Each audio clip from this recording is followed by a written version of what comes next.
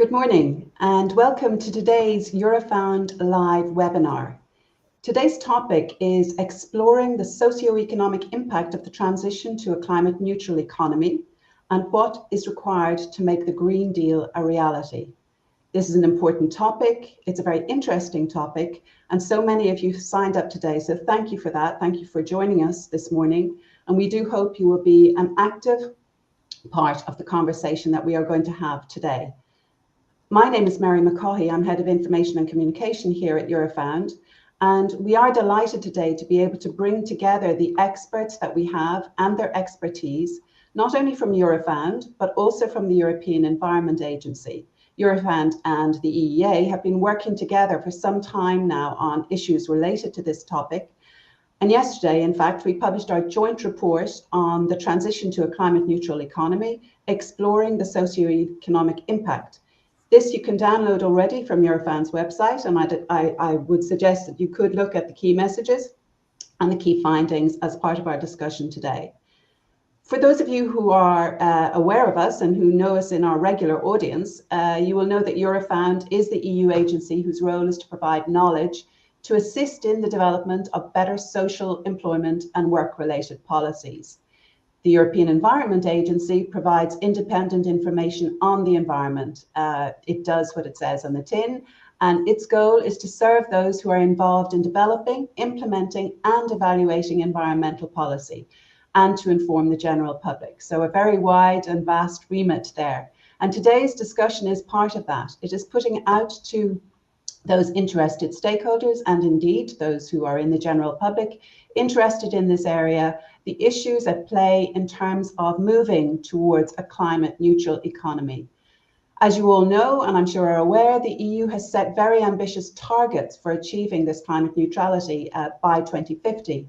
The 2020 Green Deal was set to transform the EU into a modern, resource efficient and competitive economy, ensuring that no net emissions of greenhouse gases are in place by 2050. This requires a fundamental transformation of our energy, our transport and our production systems, and that will be necessary under a very strict time deadline. This will affect economies, it will affect societies, territories, and of course it will affect people. At the same time, the Green Deal aims to promote EU cohesion and maintain the social fairness, which is the essence of the fabric of the European Union. It seeks to ensure that no person or no place is left behind, which are, of course, key objectives of the European Pillar of Social Rights. But this just transition that we talk about is highly uncertain, and there are huge challenges which are complex and multi-layered. These are the issues that we are going to discuss today. We want these policies to work. We want to be able to deliver fair results for the citizens across the EU member states and ensure public support for this transition. But how exactly will we do this? That is what we will discuss with today's panelists, which you can see who have joined me already this morning. Firstly, Maria Jepsen, who is the Deputy Director here at Eurofound. Welcome, Maria. And Jock Martin, who's the Head of Coordination at the European Environment Agency. We were, of course, as you are aware, to be joined by Luke O'Callaghan-White, but unfortunately, due to unforeseen circumstances, Luke is no longer able to join us this morning. But I think, that being said, we can pull it together with the two experts who are currently in situ to discuss these issues. So please do join us in this discussion. This is a Eurofound live webinar, which means that in the moment we can respond to your questions, and we will ensure that we integrate them into the discussion, which will be all the more richer for your contributions. So please do join the chat online. You can follow us on social media, on Twitter, Facebook, LinkedIn, and of course we will be streaming this also on YouTube. The hashtags are hashtag Eurofound Live, hashtag Green Deal, hashtag Green Jobs, hashtag EEA. So to start us off, Jock, having rather that long-winded, comprehensive introduction on what you know more about than certainly I do, what is in fact happening in the environmental perspective? I suppose we are all aware that climate change is increasing. We can see the impact on our lives, on the temperature that we experience. But what are we experiencing across Europe? What impact are you seeing in the EEA? What's the evidence showing us about how climate change is affecting our lives? And then maybe we can look a little bit about what our response to that has been so far. Thank you, Mary, and good morning, everybody. And thank you for the invitation to this really interesting webinar. In answer to your question, Mary, I think the fundamental aspect we're confronted by is that we're at about 1.2 degrees in respect of the increase in temperature globally compared with the baseline. And our target is to stay within 1.5 degrees. And in respect of your question, I think it's really important to observe what's been happening just in the course of this year, which is pointing towards already seeing impacts that are different from what we've experienced before, and a likelihood that we will see more impacts coming. If I can just give 3 examples. The forest fires that we observe in Canada, and how it is they travel large distances to not only create a difficulty in Canada, but also air pollution issues in the USA.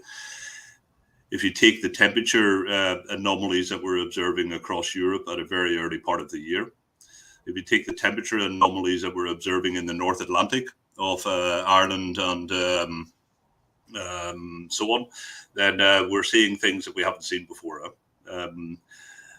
If you look at the Antarctic sea ice and the anomaly between what we would normally observe in a year against what we're observing this year, again, the trend is moving in a place which we're not at all familiar with. And we're at 1.2 degrees.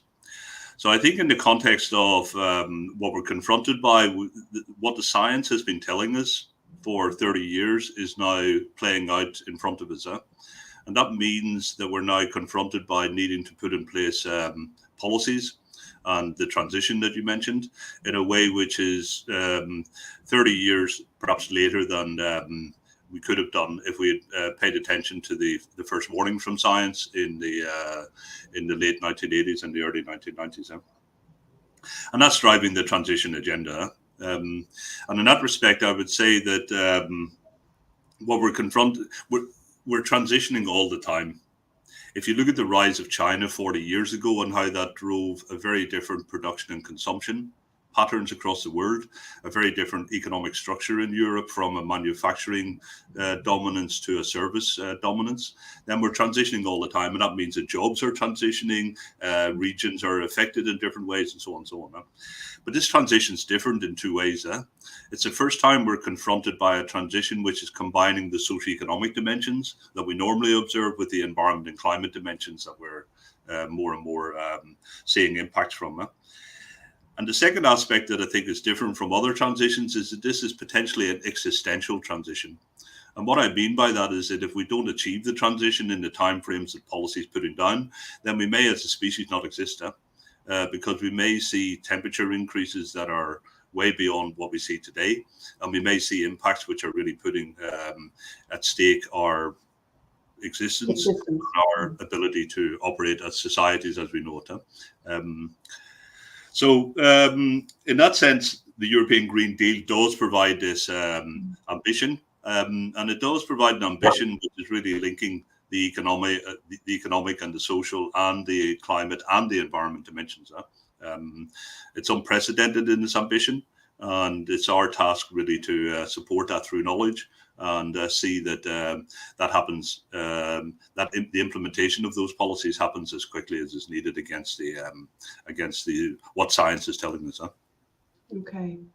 Okay, but what you're referencing there is, in fact, at this stage, a fairly stark scenario, and I wonder, we'll certainly come back to that later. But when you talk about the Green Deal being ambitious, is it ambitious enough for us to be dealing with the kind of Armageddon scenario that you're outlining there? So we can maybe come back to that afterwards once we hear a little bit about the implications that we know are facing us. I mean, we've seen the impact of climate change, and Jock has introduced it there very clearly. And we're also watching that policy response, Maria. We're watching, at European level and at national level as people try to catch up to address that and take on these challenges by the target of 2050. But can you talk to us, Maria, about what we're seeing in terms of the actual socioeconomic implications? That's sort of a broad term, but if we go to a slightly more granular detail, who is being affected and in what way? And are we seeing different groups being more affected than others? Well, if you say who's being affected, I think we have to say that we're all being affected, but to different extents and in different ways. The work that we've been doing at Eurofound, we've been doing two exercises. One was really to kind of conceptualize the socioeconomic impact, and the second study, as you just referenced, Mary, was published yesterday, is more of a foresight exercise, trying to set up different scenarios and trying to understand how can it play out in different ways across different socioeconomic groups in society, but also across different regions. And as I said, it hits us on any shape and form of our lives, and it impacts on all groups, but in different ways. I think one of the issues that we've been discussing for quite a while now is the impact on jobs. So we know that certain sectors are restructuring. As Jack said, they've always restructured. We've always transited in one way or the other. And I think that the really big difference here is the urgency, as Jack put forward, but also the fact that it's policy driven. This is very much currently a policy driven transition.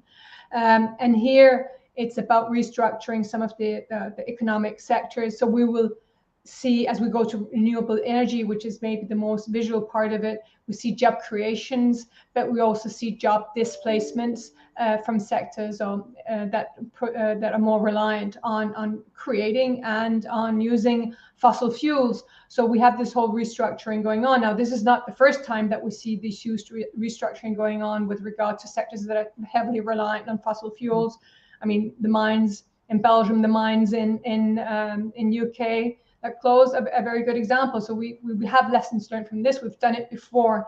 But these sectoral changes are not only confined to the actual sectors that is restructuring, is also very much, there's a whole supply chain following on from it. So it's not only very localized and sectoral, it's a whole supply chain and network effects that run out. And this has then issues with regard to how can you have workers transit from one job to the other? How can you reskill, upskill the workers? And how can you provide the social protection that can kind of harness this whole process in a just and fair way?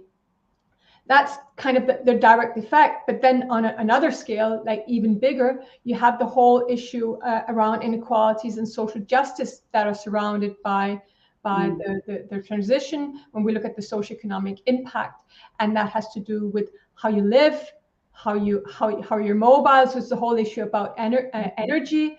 It's about the housing. It's about mobility. It's about your neighborhood, how your neighborhood develops, and whether it becomes unviable because of flooding, because of heat, because of other issues.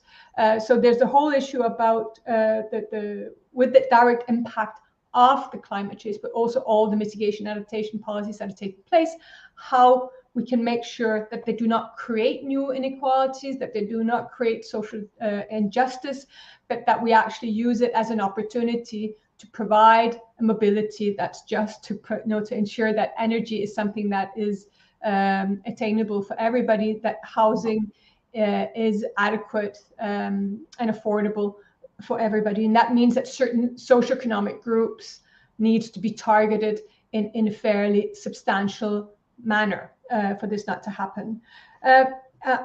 But on a larger scale, it's the whole regional development, right? So I was talking about the jobs, I was talking about how you live, but then you get to the regional development where this also, of course, has impacts. And so the transition can present a huge opportunity for regional development.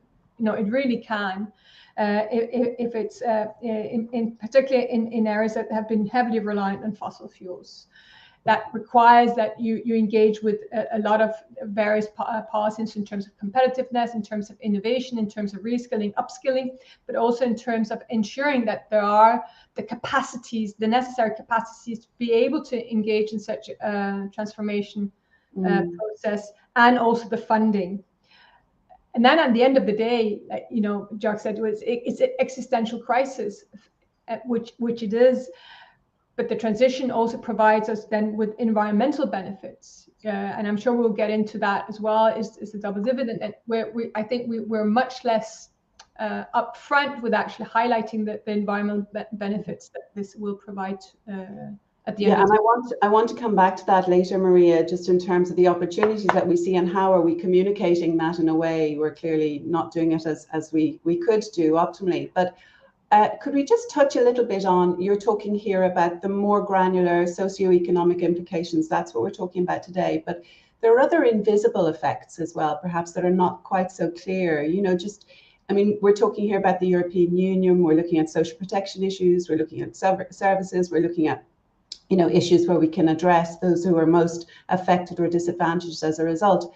But there's the geopolitical aspect as well. How much, Jock, perhaps should we be considering that, or understanding or being fully aware that this is not something that we can isolate to European Union policies, that we are utterly dependent on, what happens in the world beyond the European Union also. How do you think we are tackling that side of things?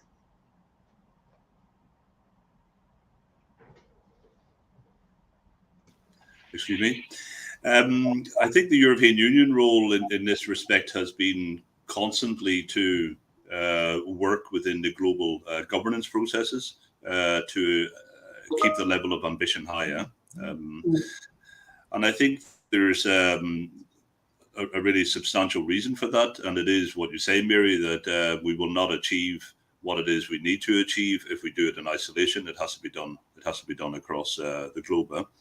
There are some realities, though, that need to be understood in this context. For example, we in the European Union are part of what you would call the 50% of the world that has a higher than average income. And through that expenditure, consumption, and so on. And that 50% is responsible for about 90% of the emissions globally. The people who are in the bottom 50% when it comes to income are experiencing 90% of the impacts. So how do we Can you say that again, Jock? I think that's a really interesting statistic that you've just highlighted. You got 50% of the higher income people contributing to 90% of the emissions, while 50% of the in the lower income scales are experiencing 90% of the impacts.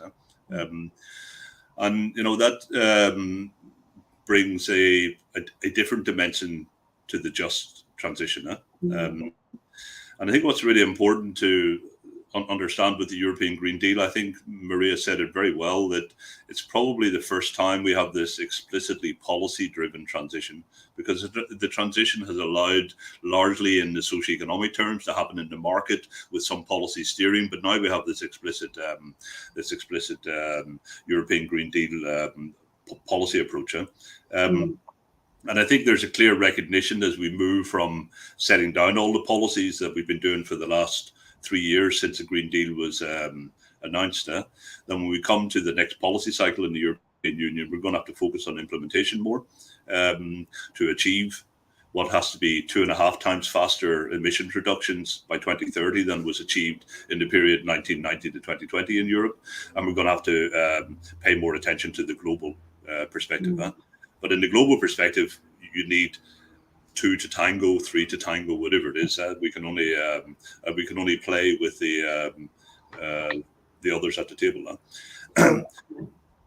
I mean, maybe that comes back to the follow-up question that I was going to ask you here. And in fact, we have a question already from Janus, I think, who is highlighting the same thing. I mean, my question to you was, do you think that actually enough is being done? Because if we are looking at the sort of deadline scenario that you indicated at the start, are we being slightly, I suppose, are we fluttering around the edges here? You know, are we not doing enough? Is there not enough urgency here to bring about the kind of change that will require the dramatic adaptations to our lifestyle, to our economies, to our production process, to our consumption processes?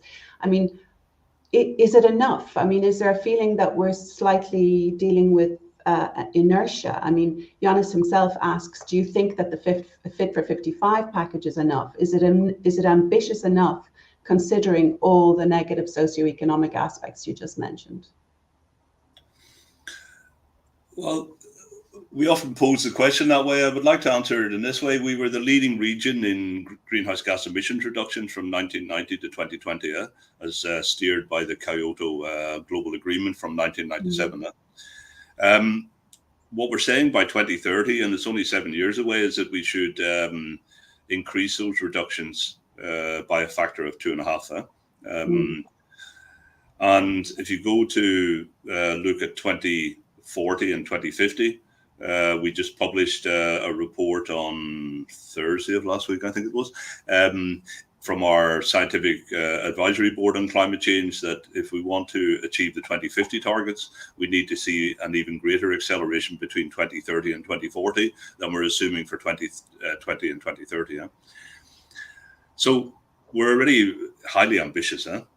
There's a couple of aspects that perhaps are worth reflecting upon at this stage, and one is that policy is there not to make everything happen, rather to create the conditions within which many things can happen. And what we're observing around the world is how, when you set down ambitious policies, then you start to see things happen in the transition of energy, for example, that the acceleration starts to take on a life of its own.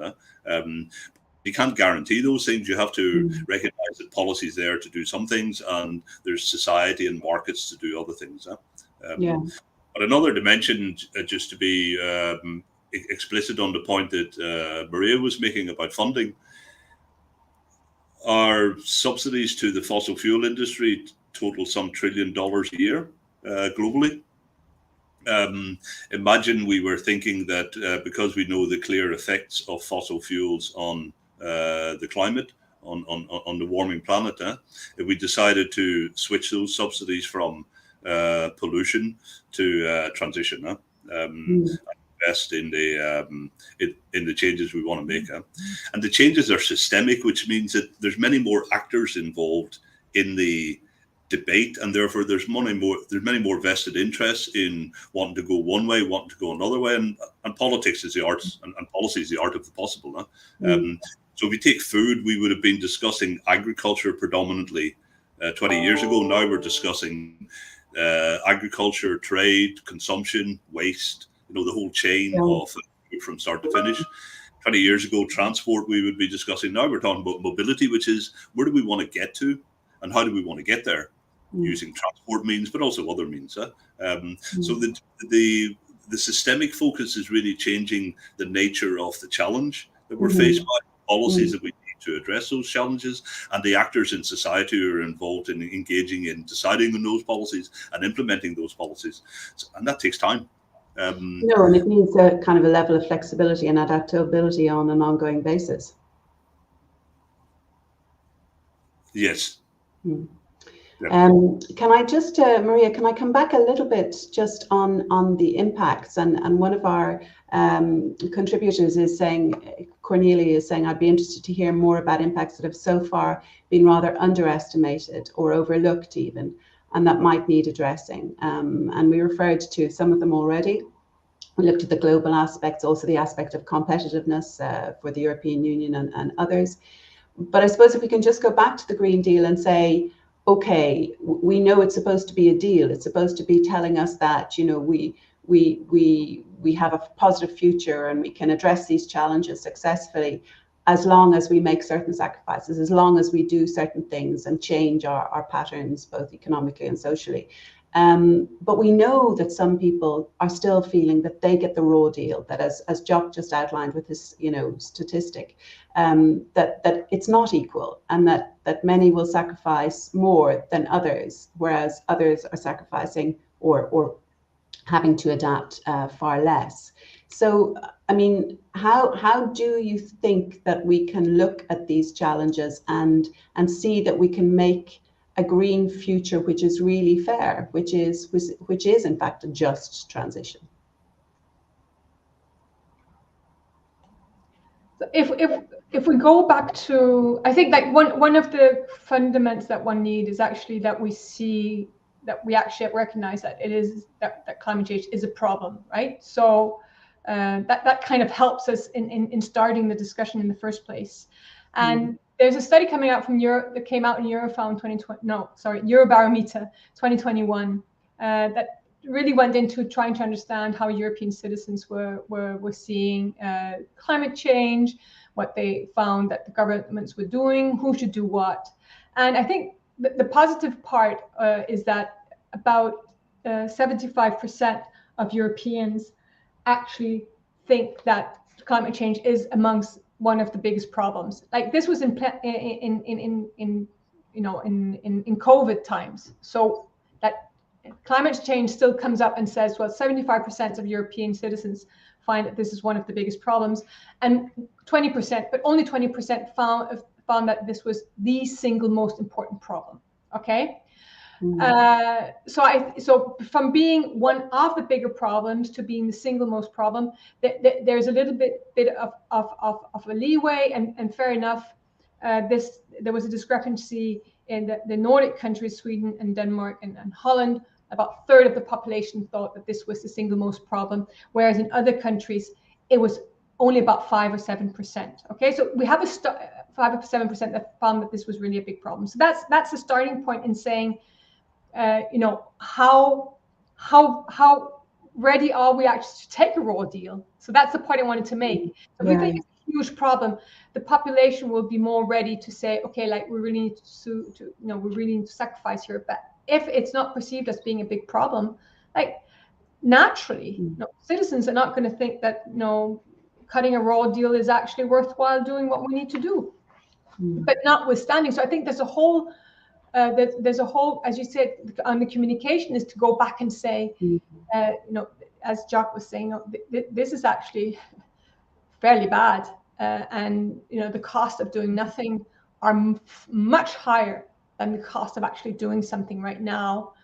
And then it's really up to policy. And I think that here, Jacques, this is where I think policy really has the role to do, is to ensure that the raw deal does not only hit low-income groups, lower educated, people that are remote, and so forth, that they completely lose out because they are a minority of the population, and we can just put through the raw deal, and because they don't have voice, they don't have agency. And I think that's really up to policy to ensure that we don't have these unseen population groups, unseen or underestimated issues that we catch far too late. Like we have flooding, right? So we have flooding in areas housing is being completely ruined and destroyed for communities. What happens is that the people that have resources, being it in terms of labor market access, in terms of wealth, in terms of income, can actually exit the area. They can say, well, I'm exiting this area, I'll go make my life somewhere else. Whereas other population groups that do not have the labor market access, do not have the skills to move on, that are bound, it could be age-wise, it could be for other reasons, that don't move, they remain in housing that has become, not habitable. And there, I really think that policymakers have, an obligation to step in and ensure that this does not become a raw deal, because that's really the direct impact of the climate change. On the adaptation and mitigation, it's also to ensure that as we go towards renewable energy and we change the way that we heat and cool our houses, that this is not only for the ones that can afford to isolate and insulate and afford to change their energy provisions, but this is something that is that it's a part of a basic right for citizens in the European Union, is to have cooling and heating in the house. And whether that then ensures that we need to go towards another kind of way of seeing refurbishment of housing, then I think we need to do that. So I think so it's in policymaking, it's fairly far-reaching, right? It's an extended arm of what we would expect policy to do, but maybe that's what's needed. But as both of you have said, I mean, policy, of course, it's critical, and the policies are ambitious, and some levels of success clearly also, as Jock outlined. But it's also about the structures, isn't it? It's also about the institutions that are there in terms of implementation, of governance that is at play. And maybe can I just ask you, Maria, because we're clearly in the social dialogue domain here at Eurofound. I mean, in terms of the kind of governance that would be required to ensure that we navigate, conflicts in this area or implementation issues. Can you give us a bit of an idea of what's going on there and what potentially could be done better in the future in that area? Well, we got a study coming out, and we've done some studies on social dialogue within the just transition area. And I think one of the main conclusions coming out of the literature in general and from good practice that we've seen is that inclusive and participatory processes are key. But to have those inclusive and participatory processes, they don't come by themselves. They actually require a certain capacity to be able to get them up and running and to sustain them. And with the evidence, I mean, as Jock said, we're just starting the implementation phase. We're not really there yet, on a lot of these issues, right? So the evidence that we have of what's going on right now is emerging, I would say. Okay, It is emerging, and what we see on the social dialogue front is that in the plans, the social partners or the social dialogue is included according to the national industrial relations landscape.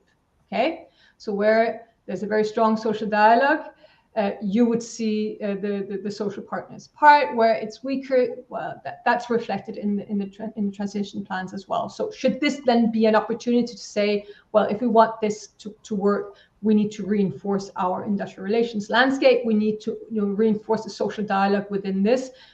There could be ground for that, right? There could be ground for that. But what we see is that the participation, so in the plans, is there. But when we look at what we say, the quality of it, meaning what has it actually been able to bring to the table? What kind of influence has it had in the plans, and with regards to the starting implementation of the plans? There it becomes a little bit weaker.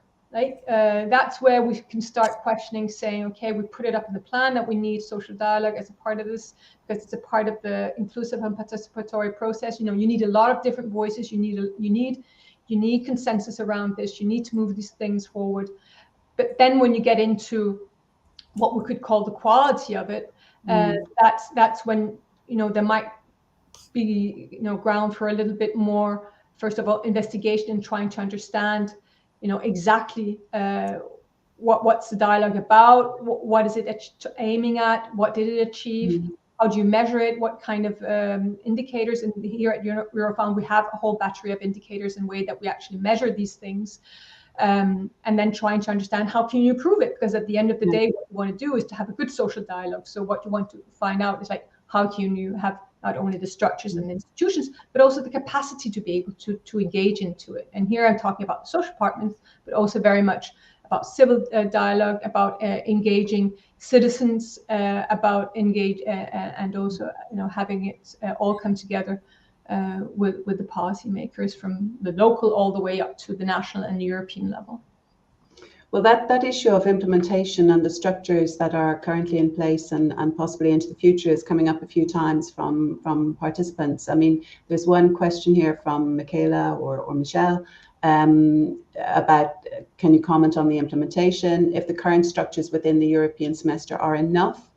And if not, then what structures or governance can support full implementation of the policies required to meet our climate targets? I mean, I think to a large degree, Maria, you've responded on much of that, but is there anything you'd like to add there, Jock? Well, on the European semester, which is essentially the vehicle in the European Union for economic reform, we're seeing a much closer association being made, not just with the social dimensions, but also with the wider sustainability dimensions, with the inclusion of the Sustainable Development Goals in the process under this current policy cycle. And then the question arises from Michelle's question, are people doing enough? And well, the process is there to drive a reform process, which takes time, and governance changes, which take time, and so on and so on. But what we are seeing, I think, through mechanisms like the Next Generation EU, is that we're starting to see relationships being made between aspects that were currently not that were previously not seen that way, and that should drive investments to be more effective towards meeting the economic and the social and the environment and the climate goals simultaneously to the extent that you can. So in that regard, I think that the process that we have in place and how it's developing under the semester is really helping to take the European Green Deal, which is a European level initiative, into the countries in a way which is supporting implementation and broader economic reform. I think in that respect, it's probably important, if we're trying to speed up implementation, to try and change the narrative a bit. If you take the buildings discussion, it's really interesting that Maria was describing that in part of her previous answer. It's a crucial element, new element of the climate mitigation policies, refurbishment of buildings. But if we talk about it being a climate solution, then we're missing the fact that it's actually a very strong solution for the fundaments of our being. We live there, we sleep there, we have fun there, and so on and so on. So trying to frame the way that we're trying to make change happen in a way which has multiple benefits, and that the cost, as Maria says, the costs of inaction are going to be much greater than the cost of action. Trying to get narratives around this would be extremely helpful. Different narratives.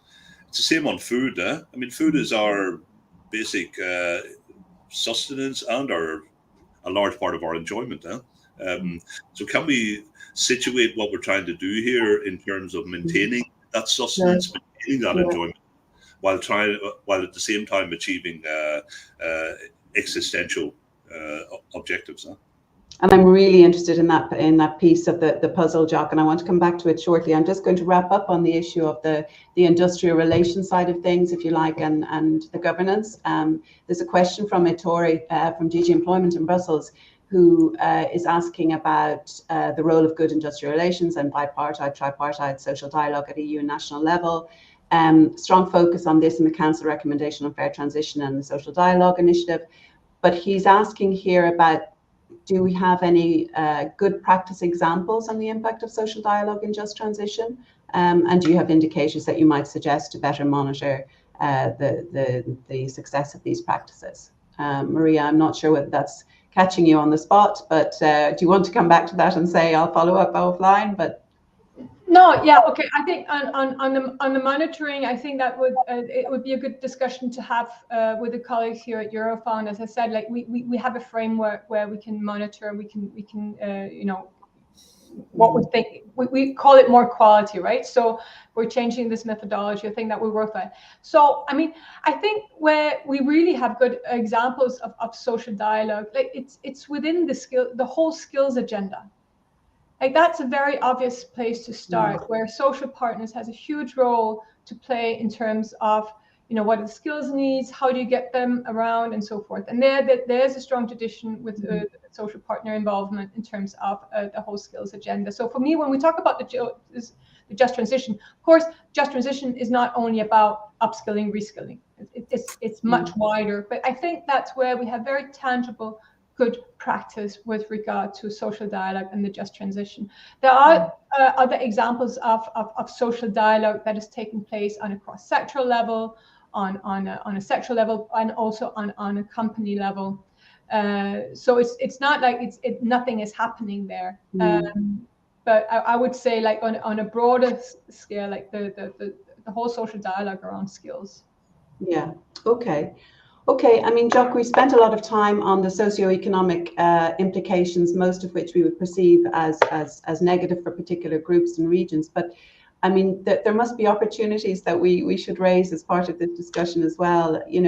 Things that are going to bring positive change, not only in terms of our response to climate change, but also for labour markets, for our health, for our well-being, for the way we consume, changing our preferences. Maybe talk to us about the upbeat stuff that should be something around changing that narrative. Thank you for that prompt, Mary. There is quite a lot of positive. The trends in the energy transition are particularly positive. The uptake of different forms of mobility. There's somebody asked a question about the European Union policy on high-speed rail networks across Europe.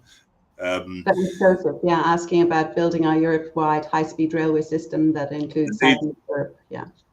And we're seeing that happening because the regional policies, which have been the driver of, cohesion, increased cohesion across the European Union, by building roads and railways and, trans-European networks and so on. The message coming from the airline sector is that it's high polluting, and therefore people are looking for alternative modes of transport. And when they come to look in Europe for alternative modes of transport, it's a great example because we can get to many places quickly if those modes are there, but they're not there. But they're starting to come. So that's the good news, is that we're seeing change happen, and we're seeing it happen at really quick speeds. So when you look across all of these systems, food, mobility, energy, we're seeing change happen, and we're seeing change happen quicker than we've experienced before. And the question is, are we able to see that change continue and to accelerate even further because of these timelines that we have for meeting the policy objectives that have been set down now? And I think there's an opportunity perhaps to think a little bit differently about how to be prepared for the change. Because I think generally one would say that, not generally, but we're now at a stage in climate warming where even if we stopped emitting CO2 tomorrow and any other greenhouse gas, we would still be having impacts down the line, and we need to adapt our societies towards that. And one opportunity, and it's linked a bit to what Maria was saying previously, is to really think about the community level, and to really think about a different way of communities working together to ensure that they are prepared. So the climate change adaptation policy of the last 10 plus years is now being reframed into a societal preparedness policy. And it has to come with the sense that we can offer policies at the European level, but we will find solutions by engaging communities differently, by leveraging the mechanisms that are available in communities. It could be existing governance mechanisms, councils and so on, to address preparedness and make sure that people are seeing positive things happening towards impacts that are down the line, and they're all uncertain. We don't know exactly what will happen anywhere, but to be prepared is better than to be not prepared, and that's linked to the LNG, the liquid gas question that came. We're trying to transition to renewables, and we're also taking liquid gas from the US. The Ukraine war was a shock to our system. COVID was a shock to our system. What we are experiencing is more and more of these external, what we call external shocks to our system. So even with policy's best intentions, we're going to have these shocks coming along in all likelihood. So trying to work out being prepared in a way which is really anticipating that things could happen, and that the impacts of those happening would be minimized to the greatest extent possible, is for me an opportunity. It may not sound like an opportunity to you, Mary, but for me it's these aspects. And it's all to say that policy is moving. Policy is a response, but it's also responding to change. And it doesn't happen immediately, but if you look at the change and the speed of change, it is rather unprecedented. Yeah, and it's an adaptive process, as we keep saying. I mean, but it's not only, I suppose, that's the issue. It's not just related to green policies, and I think that interconnectedness and the interdependence with other policies in other areas. And I'm looking just here specifically, and Maria, if you could talk to this just very briefly. The idea is that we have a twin transition, which is the green transition, but hand in hand with the digital transition. And in a way, the changes that are happening there dovetail to a large degree with some of the areas that we've discussed already, where people work, how they work, what will be their consumption preferences down the line. And that digital transition is happening rapidly, of course. I mean, will things like remote working contribute to improving our drive towards a green transition? Will we see changes to public services in terms of e-access, etc.? Will that facilitate our green transition? I suppose it's just a question of saying, are these two to be seen together, and should we be more consistent, coherent in our policy approach to these transitions? I mean, the digital transition and the green transition are happening in the same space, right? So we only got one future. So they are accompanying each other. And I think when we look into on a more general level, I mean, the green transition will happen if the digital transition happens. Like, we need it in terms of energy management. We need it for e-mobility. We need it for a lot of the kind of technologies that we're using for the green transition, right? But digitalization is also not very helpful for the green transition at the same time, right? So it's all about how you use it and how you manage it. And that's kind of the same that applies to the green transition and how remote work can actually tie into this. So the idea of saying, well, we got a digital transition, that means that we could do things without using too much of the mobility, which means that we can avoid greenhouse emissions by not using transport. Okay. So, and at the same time, the same with the e-public services, that it just means that you can do it from your home instead of not going there. So, is this going to help for the green transition? And I think that the research that we've done here at Eurofound just comes out like the typical research question. It depends. It really depends. More research needed. It depends. We've got remote work, but will it increase or decrease the emissions? Depends on the frequency of teleworking, the distance that you do to get from work to home, how you spend your time when you're at home, whether you need to heat your house, what happens with the heating and the electricity in the building that you're not occupying, and so forth and so forth. So under certain circumstances, and I think that's true for a lot of the policies with regard and a lot of the kind of behavioral aspects with regards to the green transition, all depending on some of the main parameters, yeah, it could really reduce greenhouse emissions if you have a long commute, if you don't need to heat your home very much, if you don't spend your time home to start driving your kids around to all kind of sports events, and then instead of them taking the bus, the train, or their bike, and so forth and so forth. So then, yeah, it could a positive contributing factor to the green transition, but it could also do exactly the reverse. If you move further out, need to heat up a big house, drive around the kids and so forth, then it goes the other way around. And I think that responds well to 2 or 3 questions which have come in on this issue, which is from Breach, which is how green is digital, but also an interesting dimension which we don't have time to go into today, but how different is the impact on women, and how different are the opportunities about I suppose integrating this into the green transition. And do we know of any good practices that mainstream gender into the green transition? I mean, it would be a very brief answer if you had one, because I want to move into the final phase now. Okay. Perhaps go ahead, Jackie. On the gender issue, the United Nations Environment Programme produced a report in 2019 called the Global Environmental Outlook Gender Report.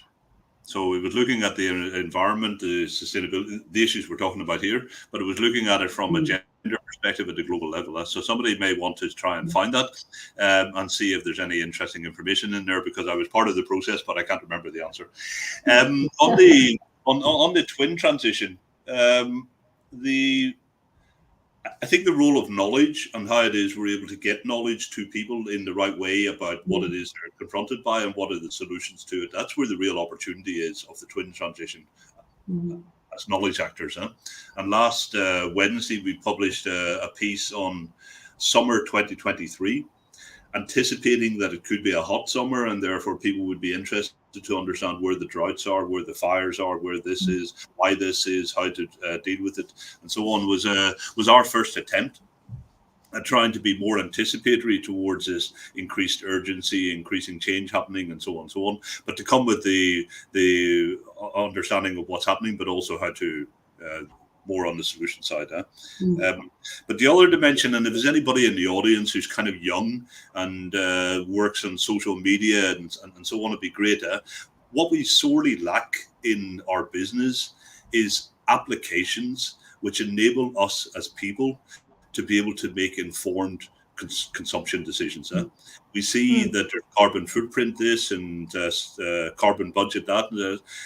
But I had an experience over the weekend with my 11-year-old son, who woke me up on Saturday morning and said, "Dad, we need to go to Netto, which is a supermarket here, and buy the Prime drink, which apparently is all the rage on TikTok." And what was really interesting there is, and it was Saturday and today is, whatever it is, Tuesday, and he's been asking me every day. It'd be great if he was asking me the same question about how to solve the climate issue and engage them into it, because in that respect we're not lacking knowledge, but we are lacking means to get the knowledge and both of the what's happening and the solutions to what's happening into the hands of people in a way which is really effective. We're a rather analog organizations masquerading as digital actors, if I can put it that kind of. I mean, I think that's a perfect segue to the big question where we've kind of reached the summit, and it's about communication, because all of what you've talked about today, policies are great, structures are great, governance is great, but ultimately, if we don't, onboard the individual, if they don't have trust in both the science, but also in the policymakers and the actors at that level, it's a no-brainer. We will not stop the juggernaut of climate change, and that requires better communication, better messaging. Is it the narratives that change? And I mean, we could have a discussion just on this for an entire hour, but I think if you could use that to kind of wrap up in terms of what from a communication perspective needs to change. We have a doomsday clock on the horizon, and yet everybody's going about their business as more or less normal. Like, clearly there are lots of people who are not, but most people are. So what can we do to change that? Maria, do you want to start? That's the million-dollar question, Mary, right? I think that's what we're all grappling with. You say communication is the most important. I say you can't communicate if you haven't got the evidence, right? So that comes in with the research we need.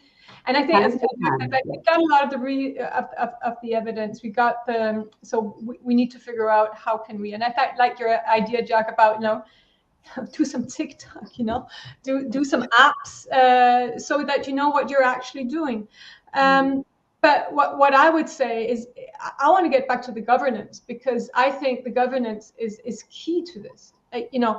If, as I said, this is a policy-driven transition, and it's taking into account the socioeconomic dimension. But the socioeconomic dimension is going to play out very differently in different communities in different regions, and I think that should not be underestimated. The fact that this is going to play out in very different ways in local communities and in regions, and they have a lot of the solutions that we need in terms of being able to adapt and mitigate, because that we need to do a lot of adaptation and mitigation where we're heading, and a lot of transitioning.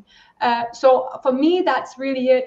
Is that the local communities that we get into a sphere where it's like going to your local sports club, or like in Ireland would be the GAA, that you go and you do your local kind of environmental talk about how can we be a part of mitigating and adapting, and at the same time promoting the transition, going from the community level all the way up to the European level. So that would be for me kind of the thing. Okay, Jock, a quick message from you. Yeah, with two aspects. I think we all have to be communicating. I think there's a need for what I would call a strategic communication approach, which is that across our organisations, across the body politic, we have an obligation to communicate. It's not just an end of pipe. Here's all the information. What are the key messages? No, we need to be versed in communication. We need to be versed in communication in channels like social media, which are different from what we're used to, and not exploited to the extent that they could be.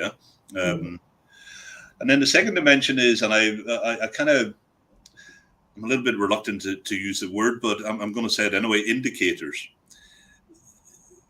Whenever I explain to people the 50-50 point I was making earlier on, whenever I explain that we're experiencing anomalies which suggest that we could be, and it's always important to recognize the uncertainties, that we could be experiencing changes happening in half the time that is given for meeting our policy objectives, so 2035 rather than 2050. If I explain to people that we need to accelerate our efforts by 3 times compared with what it is we've been used to, that sort of thing for me has a value, not just in people understanding it when you say it, but people remembering it after you've left the bar or whatever it is you've been in. And that's where it's all indicator based, but the essence of linking what we know to what people can understand and remember and act upon is really the second message. And clearly, and those sort of things impact people's change and their attitude to change. So I think we'll wrap it up there. Thank you both so much for really a fascinating discussion this morning. For those of you who have been following us online, I hope I got to as many questions as possible. I couldn't possibly have worked my way through every single one of them. I'm sure we have to do another webinar on this, and we are happy to do so, and I'd welcome both of you back to that.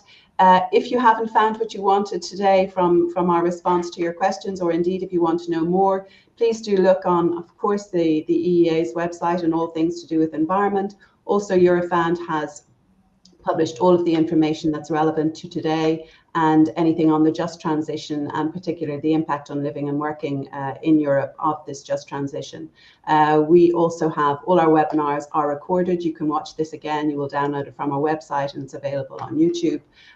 You can subscribe to our corporate newsletter, and as Jock is advising and suggesting, please do sign up to our social media so that you can follow all the various ongoing activities in this area and other areas related to this, for example, like the sustainability of work, remote work, gender equality, etc. Thank you for joining us today. Keep listening.